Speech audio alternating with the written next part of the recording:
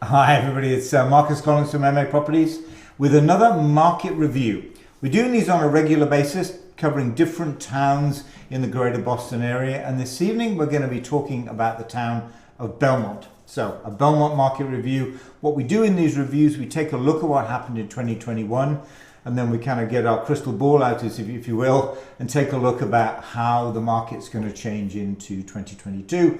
We've got 2 months worth of data. It's not really enough to make some serious judgments, or accurate judgments I should say, but at least we can give you a sense of exactly what we're doing. So with that, let me get this started and let's go with the market review. So this evening what we are going to do is cover the area, but before I do that, kind of a little bit of an introduction.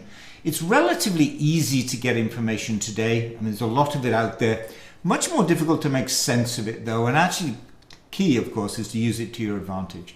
So this is why we at the MA Properties team look really closely at the market. Lots of statistics, as you'll see in a moment, as we look at what's happening in the Belmont market. And so we really want to, give you that, not only just show you the data, but give you what our perspective is, our analysis, if you will, in terms of where this market has been, and more importantly, of course, where it's going to go. You'll see a lot of information on the graphs this evening, on the presentation. Where can you find this? We have lots of information on our website. maproperties.com/statistics. Lots of information, about 20 different types of statistics in the area for the homes, for the towns in the area. About 50 towns worth of data. Inventory levels, absorption levels, average prices, home sales, you name it. The statistic is there. We're always expanding it, so we have an awful lot out there. So there's a lot of information on our website, say for about 50 different towns. So if you're living in Belmont, or you're thinking of moving out of Belmont to another town, take a look at the data that's there. You'll find that there's a lot of information for towns that, if you're moving into the area anyway, you'll find we've got much of the data for the important towns in the area. So this evening, let's take a look at the agenda. First thing we're going to look at is single family, and then we're going to take a look at the luxury market. Now, we define the luxury market as home sales over $2 million. So if a home sells for over 2, then we count it as a luxury home sale. And then once we've done that, we'll take a look at what's happening in the market and what our predictions are for 2022. So first thing, single family homes. First graph I always like to show is the inventory level. Now what this is a snapshot of how many homes are available to buy at the first of the month. So every month I go out and say how many homes are there to buy. The absolute number is not particularly important. What's important here is the trend, and you'll see that with much of the information that I'll show you this evening. It's really looking at trends to see which direction those trends are heading in. Now what you can see with this 10-year view is right back in 2012, a very high level of inventory, high levels of inventory. What we're seeing here is the tail end of the recession, the housing correction, if you will. That's what's kicking in. It kicks in 2012, we see high inventory levels, and then it's almost like there was kind of a light switch went on, and inventory levels dropped in 13 and have continued at that relatively low number ever since. And what happened was buyer confidence returned. As I say, literally as if there was kind of a light switch. Buyers came back into the market. They put the housing correction, the recession behind them, and they started focusing very much on what was happening today and the future. And so they came back into the market. And no matter which town you look at, it's usually around 2013, sometimes a little earlier. Usually those towns which would predominantly have first-time home buyers in there, they came a little earlier in 2012. But most towns 2013, and then we've seen these relatively low inventory levels tracking all the way through. You can begin to see a couple of interesting things here. As we look at 2019, the end of 2019, we see quite a sharp peak in terms of that inventory. If you think back to pre-COVID, over 2 years ago now, there was discussion, there was thought, there was speculation, no more than that really, that a housing correction might be on the way. And as such, many sellers put their home on the market. Perhaps a lot of sellers put their home on the market. Buyers were a little bit reluctant to buy, thinking, well, perhaps home prices will be somewhat lower in 2020, so we'll be a little bit reluctant to kind of jump in the market. Hence the increase in those inventory levels. Along came COVID, which kind of put that right out of the ballpark, as it were. And what we saw, certainly in the Belmont market here, an increase in the overall inventory levels throughout 2020. But look what happened in 2021. Those inventory levels dropped quite dramatically, actually, and I'll have more information on that in a moment. So all of a sudden, buyers moved into the Belmont market in quite large numbers. Question there, although, is did we kind of get less listings and therefore the amount of inventory declined, or did we have increased buyer demand and therefore they bought the houses, bringing down the overall inventory levels? So let's take a look at home sales. Quite interesting this. As you can see, 15 was quite a peak year for the number of home sales, but then it kind of bounced along at about 140, 150. That was kind of the level that we were at within Belmont in terms of the number of homes that turned over year on year. Look what happened in 2021. We can see about a 20% rise there in the number of homes that sold. So that inventory level declined at the same time as the number of home sales rose. And so that declining inventory is caused by increased buyer demand as opposed to a reduction in the number of home sales. So strong buyer's market. We can get some validation of that too by looking at a couple of key metrics. First metric, days on the market, kind of a pretty key metric, as you can imagine. How long did it take for the homes to sell? The average in 2021 was down to 19 days, a relatively low number. You can get a little bit lower than that on aggregate, and some Arlington, for example, has a slightly lower number than that. But we're getting at about the level on aggregate anyway that you can't get that much lower. So clearly a very strong market, certainly strong sellers market, lots of buyers looking to move into those homes. The other metric we like to look at is the ratio of the sale price to the list price. So imagine a home comes on the market for $900,000 and it sells for $900,000. That's a 100% sale price to list price ratio. As you can see, dramatic rise really in 2021. Went from 100% in 2020 to 106% in 2021. So that's a dramatic rise. Similar to what we've seen in some other towns. We're going to talk a little bit about Winchester and Lexington in conjunction with Belmont, as those towns in many respects are very similar. Lexington was at 106 and Winchester somewhat depressed. It's kind of a different story for Winchester. But we've got a number here which is consistent with the Lexington market. Just for comparison, the very strong Arlington market, lower price point clearly, but that's a very strong market. That was at 109% in 2021. So 106 is still a very high number, given that it really has been around about that 100% for most of the last 10 years or so. So very high number. And again, indicative of a large number of buyers in the market. Even though we saw a lot more homes coming on the market, they were bought up very quickly and for on average about 106% of the list price. So strong sellers market clearly. With that strong demand, no surprise, house prices rise, and here's the average prices for the Arlington, sorry, I have my head on Arlington, the Belmont market. We're at about 1.5 million as the average. Been rising quite steadily since 2012. As I say, running at about 1.5 million.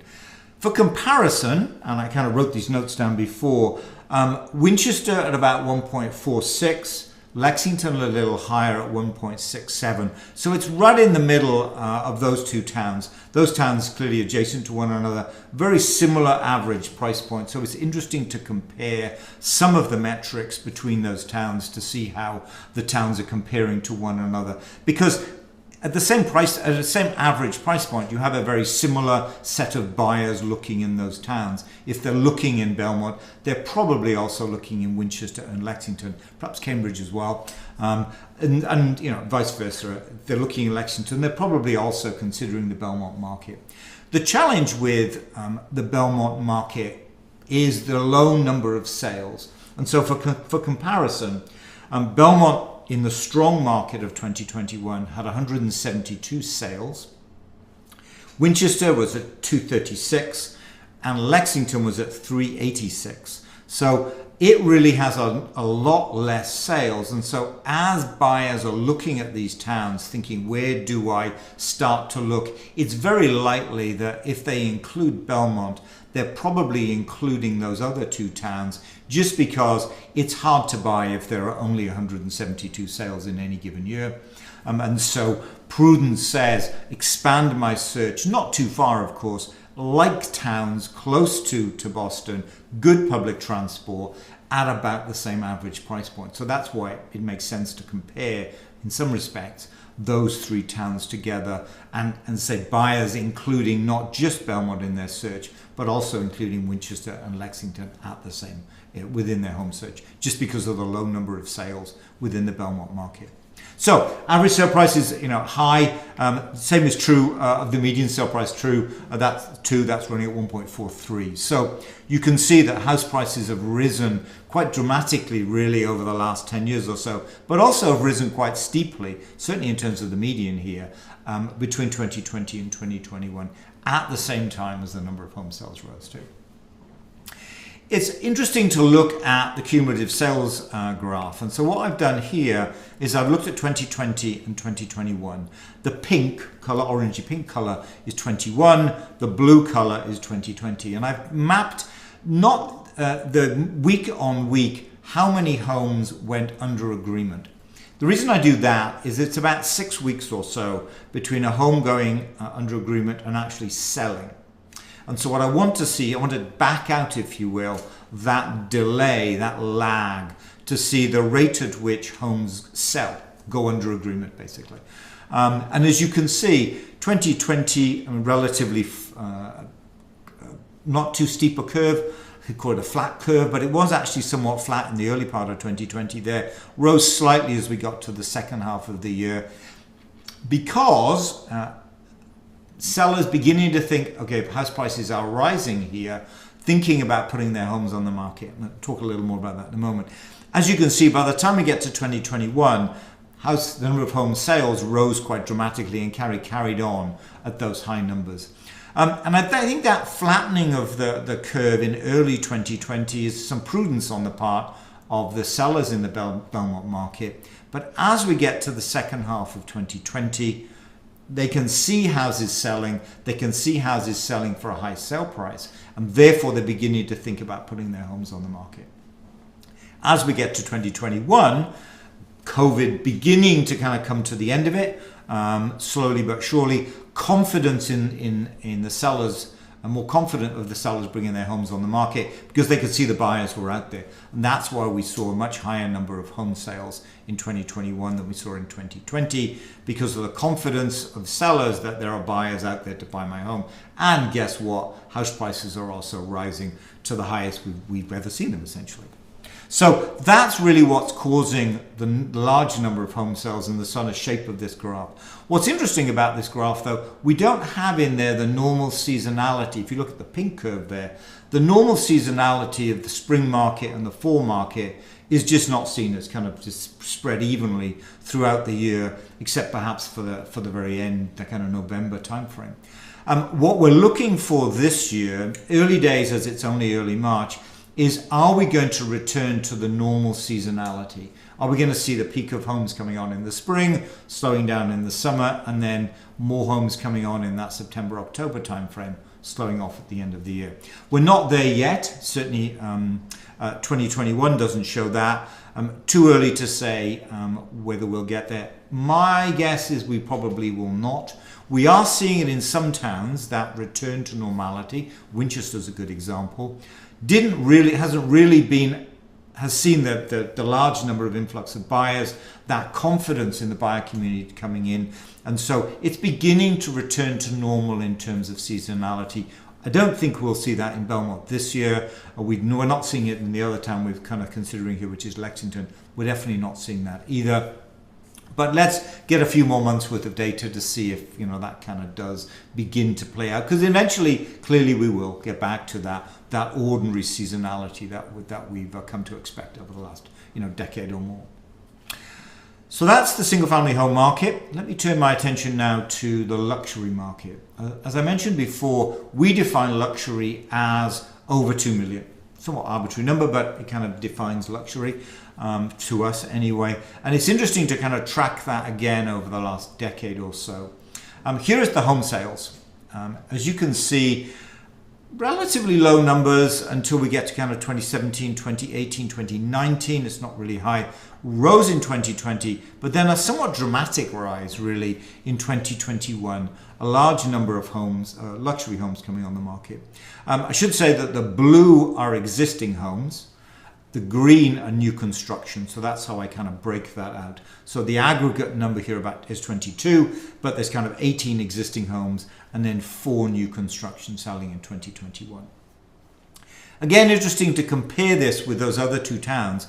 Winchester, just checking my notes here, 31 luxury sales, and then Lexington at 100, so considerably higher. And here, the same comments I made around the buyers for luxury homes in Belmont, they are inevitably looking at towns around Cambridge, Winchester, Lexington, inevitably. There just aren't enough luxury sales for buyers with over $2 million within this market. They are forced to some extent to look wider just because it's just tough to buy when there are only 22 over $2 million sales. Having said that, the days on the market are really low. So there is a lot of popularity, a lot of demand, I should say, for homes within that price band. Remember, 19 for the market in general, 39 for over 2 million. Still a relatively low number. We would expect a slight increase. There are less buyers for over 2 million than there are below, of course, and so there isn't the competition kicking in to bring that number down so low. So 39 for the days on the market, and again slightly depressed on the sell price to list price ratio, but still a very high number of 104. That's higher than we would see in the surrounding towns for the luxury sales. And I think you can explain that if you look at the distribution. So in the next graph, what I've shown here is the distribution of sales prices for the last 4 years. And I've broken it by 2 to 2.5, 2.5 to 3, and over 3 million. Relatively flat, as you can see, if I kind of highlight it here. Relatively flat is 18, 19, 20, but a very steep rise in 2021. But the steep rise predominantly in that 2 to 2.5 million. That's where we went from 5 to 12, so more than doubled, of course. Over 2.5 to 3 went from 5 to 7, so a slight increase.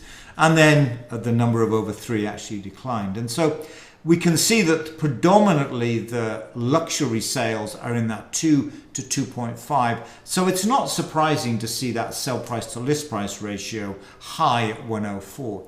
If this had more sales at 2.5 to 3 and over 3, that ratio would correspondingly come down because there are less buyers, there is less competition as you get to those higher sell prices. So that's why the 104% we see for luxury is actually quite high in comparison to, for example, Lexington. Again, interesting to compare this, Belmont, Winchester and Lexington. In terms of over 3 million, as you see, there are 3 homes over 3 million selling in 2021. Winchester was at 2.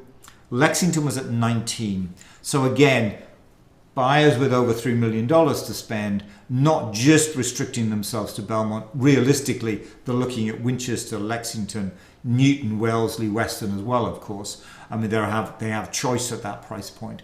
Belmont has a very low number, so they are, as if buyers are really going to be spreading their kind of circumference much wider, their radius much wider, as they begin to look at, homes that can sell for over 3 million. So struggles a little bit once you get to the over 3 million mark with only three sales.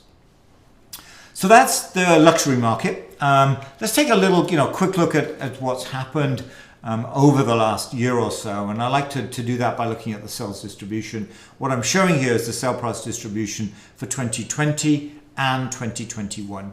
So if I kind of highlight the key areas here, as you can see in 2020, relatively low number of home sales below 900,000. And then between that 1 to 1.5, 65, and then 29, as you go 1.5 to 2, and then it kind of drops off if you get over. Again, even less home sales under 900,000, so they're really not changing hands. That's a very low number. That's about 17 homes under $1 million. That's a very, very low number in terms of the number of home sales. But you can see a quite sharp rise from 65 to 81 in terms of the 1 to 1.5, and then 29 to 48, 52 in fact, as you look at 1.5 to 2. So the large increase we've seen has been in that 1 to 2 million price bracket, with less within the below the 900. So that, as you think about the average, beginning to skew that average just a little bit, we've got about 7% price appreciation based on the average, about a little bit higher when it comes to the median. So we're looking, I think, as we kind of factor in this shifting distribution too, somewhere around that 7 to 9% price appreciation. Not much higher than that, I think it's fair to say. I would scale back that median slightly because of this shift in distribution to the much higher price points. So that's the shift that you can see in 2020 versus 2021. More homes selling in those $1 to $2 million price bracket. So why is it? What's actually going on? So there's two things to consider as we think about what's happening in terms of driving the housing market. The first one is demographics. So we're seeing a shift in the demographics. And you can see it in this graph, which comes out of the Census Bureau, which is the number of people in each age bracket. And there are two areas which are really important. The top yellow bar are the baby boomers. Those are people who are now thinking of retirement and then therefore thinking of downsizing. So they're looking for a smaller, more affordable home, perhaps in Massachusetts, maybe further afield. And then the lower orange bar are the first-time home buyers. Those are buyers who are currently renting, looking to move into the housing market. And this is what's driving the market. Without COVID, and I'll talk about COVID or the after effects of COVID in a moment. Without COVID, this is the primary driver for the housing market. Baby boomers, downsizers moving out of the towns, specifically Belmont, Winchester, Lexington, for example, tend to have somewhat larger homes and therefore ripe for downsizers to kind of move out to a more affordable, smaller, therefore more affordable home. And then first-time home buyers coming in to buy into the town. So this is kind of what's the wheel, if you like, that's driving the housing market. But we have one other thing to consider, and that's really what's driving kind of over and above this. That's the after effects of COVID, if you will. And we saw this really from the beginning, now 2 years ago, that there were changing housing demands.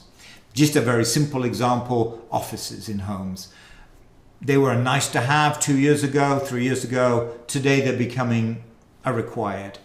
Maybe not one, maybe two offices. Commute was always very important. Schools, commute were the two important factors, and then what you could buy for your money. Commute becoming less important because maybe I'm only going into the office 1 to 2 days a week, so it's okay to live a little bit further out from Boston. Schools are non-negotiable. They are homeowners always want high quality school systems. One, if they have children in the school system, of course, they're clearly focused on that. But also, even if they don't have children in the school systems, it does tend to be that you get higher price appreciation as the school ratings as the quality, if you will, of the schools is higher, those towns tended to have higher price appreciation. But the commute is now less of a concern. And so if you think about, if you kind of follow the Route 2 corridor out, if you think about a town like Acton, which always had a long commute, and therefore its price appreciation wasn't as high as closer in towns, like for instance Belmont. What we've seen as COVID is played out is that house price appreciation in Acton, for example, has risen quite steeply. Same with Westford, a little bit further out, but if I'm not that concerned with the commute, why don't I move a little further out? I can buy more for my money in Acton and Westford than I can in Winchester, Lexington or Belmont. And that's a choice that many home buyers are taking. And so that's kind of two examples, office and commute, two examples of changing housing demands. And this is layering on top of the existing wheels of the demographic change. Now, over time, of course, this will begin to diminish as everybody who look to change their housing houses have actually satisfied that requirement and actually moved to a new home. So we expect this to kind of tail off, if you will, as we kind of come out of this COVID and as these buyers who are looking for those different homes actually succeed in buying. Appears to be that this is a few years off, though. Looking at the number of buyers in the market, and certainly what we've seen in early 2022, there are a large number of buyers in the market now, and certainly a larger number than we saw previously back in 2019 and 18. And so this effect has not played out completely, that's for sure. Whether it will play out, whether it will continue in 23 and 22, and then 2023, it'll begin to kind of tail off. Time will tell. But certainly as we look at the market today, and certainly the first half of 2022, this is the primary driver for the housing market. Buyers looking with those changing requirements, looking for a different type of home. So that's, so to say, the predominant effect today with that underlying effect of the demographic shifts. Time will tell when this will sort of play out. 2022, second half, if then, probably more than likely 2023. So anticipate this to continue to be the primary driving factor in the housing market. Mortgage interest rates are kind of interesting. We hear a lot of talk. Interest rates are rising. I thought I'd show this graph. It's kind of an interesting one in that even though we are seeing rising mortgage rates, and that will have an impact on buyers' ability to borrow, ability to repay, if you will, it's still very much lower than it was even 3 or 4 years ago. And so we don't see mortgage rates, even if they were to rise, based on the predictions here. It'll be interesting to see what the current crisis in Ukraine brings into these numbers and its effect on inflation and so on. But right now we're looking at a number about 3.7 by the end of this year. So we'll see how that plays out. But it does look to be that it is going to be lower than we've seen historically. So not focus that much on the impact of mortgage interest rates, although time will tell to some extent where they end up in the second half of this year. So predictions. Where are we going to be? What's happening? So I kind of hinted at it before, and I like to take this to look at it from buyers and sellers' perspective. In terms of the number of buyers, there are a large number of buyers in the market today. Just for comparison, just as an example, we bought a home on the market priced at $600,000. We had 49 offers on that home. That's the highest number of offers we've had on any home for that matter. We've heard stories as well of that price point, lots and lots of offers, 30, 40, 50 offers on those homes. That says that there are an awful lot of buyers in the market today, and certainly higher numbers than we have seen previously. Thinking about those 49 buyers who made an offer on this home, 48 of them were unsuccessful. Even though we'll get more homes coming on the market as this year progresses, that's still a large number of buyers that will be looking to buy homes.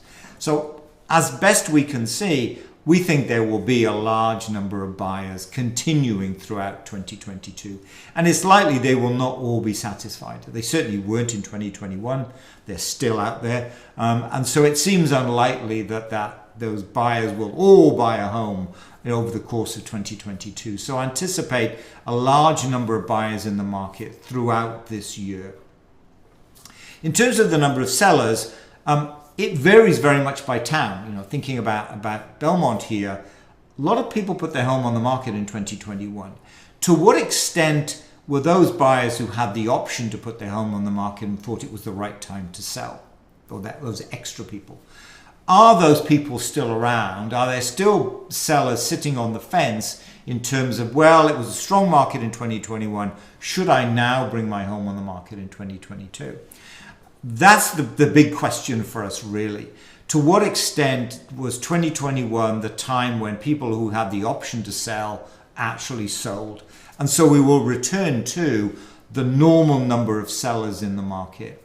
I think it will be inflated over what we saw in 2020, similar to where we are in 2021. We're in 2021, but certainly not higher than 2021. That was a big jump here, say about a 20% increase in the number of home sales over 2020. I think it's likely we will see a number that is consistent with perhaps slightly lower than we saw in 2020 and 2021 in terms of the number of homes that come on the market. And therefore, with a large number of buyers, a high number of sellers, but not that high, price appreciation will continue to rise throughout 2022, that's for sure, as the buyers look to buy into the market. So that's our prediction for 2022, a very strong year, large number of buyers.